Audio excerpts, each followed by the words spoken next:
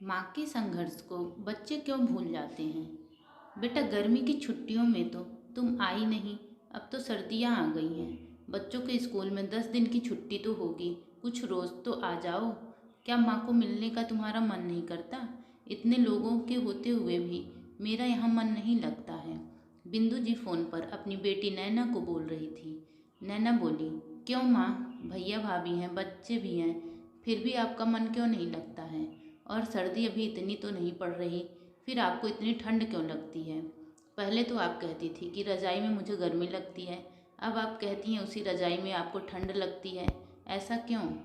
बिंदु जी बोली, पता नहीं बेटा, अब आंखों में उतना दिखता भी नहीं है, ना तो उतना चल फिर पाती हूँ। ये रजाई भी पहले की तरह भारी नहीं है, बहुत हल्की हो गई है। जब मैं बहू से बोली तो वो बोली, ये वही रजाई है, बुढ़ापे का शरीर है, इसीलिए शायद आपको ठंड ज़्यादा लगती है।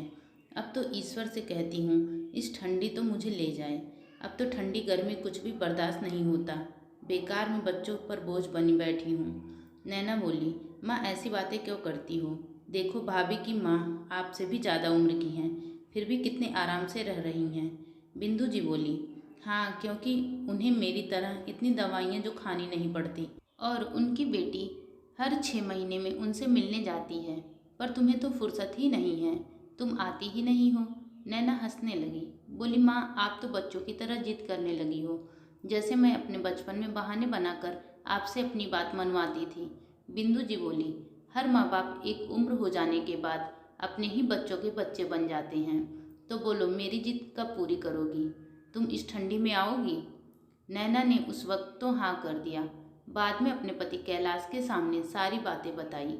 वो मुस्कुराने लगे और बोले, चली जाओ 1 हफ्ते के लिए। 1 हफ्ते में क्या बिगड़ जाएगा? नैना बोली, आप मेरी भाभी के स्वभाव से अच्छी तरह परिचित हैं। जब वो मेरी माँ के खाने का ध्यान नहीं रखती तो आपको लगता है मेरे बच्चों का ध्यान रखेंगी? कैलाश बोले, 1 हफ्ते के लिए बच्चों को यहीं छोड़ दो, मैं अपनी माँ को बुलवा लूँगा, वो सबका ध्यान रख लेंगी। तुम जाकर अपनी माँ को देखाओ। सही है, अब उनकी उम्र ऐसी हो चली है कि आज है कल नहीं, तो उनकी ये भी इच्छा पूरी कर दो। पति की बात मानकर 2 रोज बाद नैना अपनी माँ के घर चली गई। नैना की माँ अपने समय में शिक्षिका थी। उनकी नौकरी खत्म होने के बाद कई तरह की बीमारियों ने उन्हें घेर लिया। बेटे की शादी के बाद बहू को आते ही उन्होंने घर की सारी बागडोर दे दी थी। बहू उसे संभालने की जगह सभी रिश्तों को तोड़ मड़ोड़ कर रख दी। ना तो ननद के साथ बनती थी और न सास के साथ। फिर भी बेटे की मोह में बिंदु जी वहाँ से कहीं और जाना भी नहीं चाहती थी। जब नैना आई तो उसकी भाभी रिंकी उसे देखकर मुस्कुराने लगी और कटाक्ष करके बोली, आप कैसे अपने बच्चे और पति को छोड़कर यहाँ चली आई? क्या आपको उनकी चिंता नहीं होती है? इतना भी मायके घूमने का क्या शौक है कि अपनी बूढ़ी सास पर पूरे घर की जिम्मेदारी आप छोड़ आई? नैना मुस्कुरा कर बोली, भाभी, जब तक माँ हैं तब तक तो मायके आऊँगी, अब चाहे आपको पसंद हो या ना पसंद हो। जहाँ तक मेरी सास की बात है, मैं उनका खाने पीने का बहुत ध्यान रखती हूँ ताकि उनका स्वास्थ्य हमेशा अच्छा रहे। आज उनका स्वास्थ्य अच्छा है और मुझे उन पर पूरा भरोसा है, तभी तो पूरे घर की जिम्मेदारी उन्हें सौंप कर आई हूँ। रिंकी मुँह बनाकर बोली, ननद रानी, एक भी बार खाली नहीं जाने देती आप। अब आप बैठिए, मैं चाय बना कर लाती हूँ। भाई बहन को देखकर बहुत खुश हुआ। रात में सब इकट्ठे बैठे थे। माँ बच्चों को एक साथ बातें करते देख खुश हो रही थी। उसकी आंखों से आंसू बह रहे थे। नैना बोली, माँ, अब हम सब यहाँ हैं, तब भी आप रो रही हैं? बिंदु जी बोली, बेटा, ये खुशी के आंसू हैं। कितने दिनों बाद मेरा पूरा परिवार इकट्ठा हुआ है। तभी उधर से रिंकी आई और बोली, क्यों मम्मी जी, हम क्या आपके परिवार के नहीं हैं क्या? हमारे रहते इतना खुश तो नहीं होती हैं। चलिए अब खाना खा लीजिए, फिर हम सबको भी खाना है। नैना बोली, भाभी, माँ के कहने का ये मतलब नहीं है। बहुत दिनों बाद मैं और भाई साथ इस तरह से बैठे हैं। लाइए, माँ को खाना मैं खिलाती हूँ। रिंकी ने बेमन से थाली नैना के हाथ में पकड़ा दी और खाना देखते ही नैना बोली, भाभी, ये आपने क्या किया? रात के वक्त माँ को चावल खाने दे रही हैं। माँ को शुगर है, डॉक्टर ने चावल खाने से बिल्कुल मना किया है। माँ, मेरे रहते तो आप एक टाइम भी चावल नहीं खाती थी, अब आप रात में चावल खाती हैं। नैना भाई से बोली, भैया, आपने भी माँ को चावल खाने से मना नहीं किया, तभी तो इसकी हालत ठीक नहीं हो रही है। भाई बोला, अब मैं काम धाम छोड़कर यही देखता रहूं कि कौन क्या खा रहा है और कौन नहीं खा रहा है। रिंकी, तुम्हें पता है माँ शुगर की दवाई खाती हैं, फिर क्यों उन्हें ये आलू और चावल खिलाती हो? रिंकी बोली, कल मैं चावल खा रही थी तो आपकी माँ ललचाई नज़रों से देख रही थी। मैंने सोचा उन्हें भी खाने का मन होगा तो दे दी। नहीं खाना है तो मत खाओ। इतना कहकर रिंकी नैना के हाथों में थाली खींच कर ले गई और फिर रोटी डालकर थाली दे गई। नैना कुछ और बोलती उससे पहले ही बिंदु जी ने उसे रोक दिया और बोली, बेटा बात को बढ़ाने से कोई फ़ायदा नहीं। तुम तो चली जाओगी, बाद में मुझे ही इन लोगों के साथ रहना है। कोई बात नहीं, क्या हुआ अगर मैं चावल खा ली, दवाई थोड़ी ज़्यादा ले लूँगी, कुछ नहीं होता है। बस तुम मेरे पास बैठो, मुझे अच्छा लग रहा है।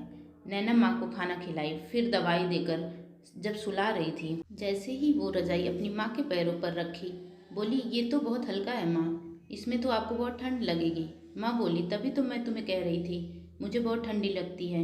लगता है ये रजाई बहुत पुरानी हो गई है, इसीलिए इतनी हल्की हो गई है। नैना की भाभी ने जो उसे ओढ़ने के लिए रजाई दी थी, नैना उस रजाई को भी अपनी माँ के बदन पर डालकर उसे सुला दी।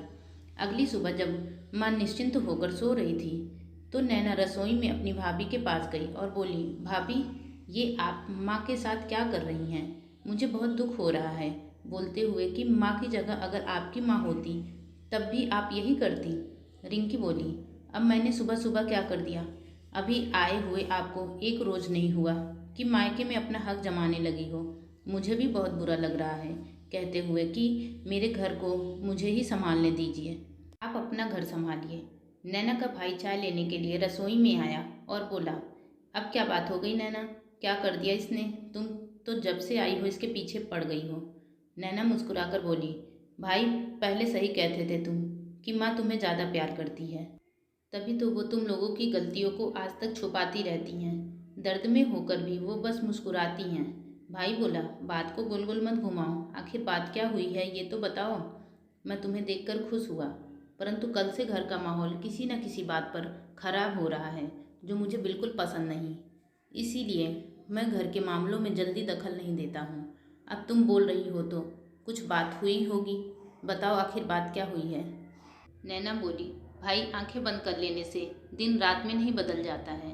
माँ की इस हालत के लिए जिम्मेदार सिर्फ भाभी ही नहीं तुम भी हो। भाभी आपने ये क्या किया? माँ के कंबल में कवर लगा कर दी और उन्हें ये बोली कि रजाई है, बुढ़ापा है इसलिए उन्हें ज़्यादा ठंडी लगती है। इतनी ठंड पड़ रही है कि जवान ठंड से ठिठुर जाते हैं। आप एक 70 साल की बूढ़ी औरत को कंबल देती हैं, ये बताते हुए कि ये रजाई है। अगर आपकी माँ होती तो क्या आप दिसंबर की ठंडी में उन्हें भी रजाई की जगह कंबल देती ओढ़ने के लिए? नैना का भाई पत्नी की ओर इस आश्चर्य भरी नज़रों से देखा तो वो बोली, अब मैं क्या करती, मेरा बेटा अलग सोता है, उसे भी तो ठंड लगती होगी। ये तो ऐसे भी इस रूम में सोती हैं जहाँ से हवा तक नहीं आती है, तो इन्हें कौन सी ज़्यादा ठंड लगेगी। अब मैं अपने बच्चे को देखूं या इनको, जिनका एक पाँव कब्र में लटका हुआ है। तभी उधर से नैना का भतीजा सौरभ आया और बोला, मम्मी से आपने क्या किया? दादी की रजाई मुझे क्यों दी? रजाई ओढ़कर और पंखे चलाकर सोता हूँ, मेरा काम तो कंबल में भी चल जाता, परंतु दादी के साथ ऐसा क्यों किया? आप ये सोचिए, कल को अगर मैं आपके साथ ऐसा करूँगा तो आपको कितना दुख होगा। मुझे आपसे ऐसी उम्मीद नहीं थी। इतना कहकर सौरभ वहाँ से चला गया। बेटे की बातों ने रिंकी को अंदर तक हिलाकर रख दिया। 2 रोज़ तक वो बहुत कम बोल रही थी, चुपचाप बस अपना काम करती थी। नैना अपने भतीजे को भी समझाई और अपनी माँ से उन बातों के लिए माफ़ी मांगने के लिए बोली।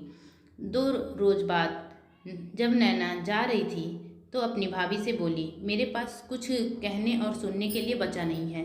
आपको अपने हर सवाल का जवाब अपने ही बेटे से मिल गया। जो बोते हैं वही काटते हैं। मेरे साथ जाना नहीं चाहती क्योंकि उसकी आत्मा यहाँ अपने बेटे, पति और बहू के साथ जुड़ी है। आप इस बात को जितनी जल्दी समझ जाएंगी, आगे चलकर उतनी ही कम परेशानी होगी। आपने मायके की मेहमान तो मैं चली अपनी जिम्मेदारी संभालने। आया करती हूँ, आप भी अपनी जिम्मेदारी ईमानदारी से संभालेंगी। इतना कहकर नैना वहाँ से चली गई। Thanks for watching.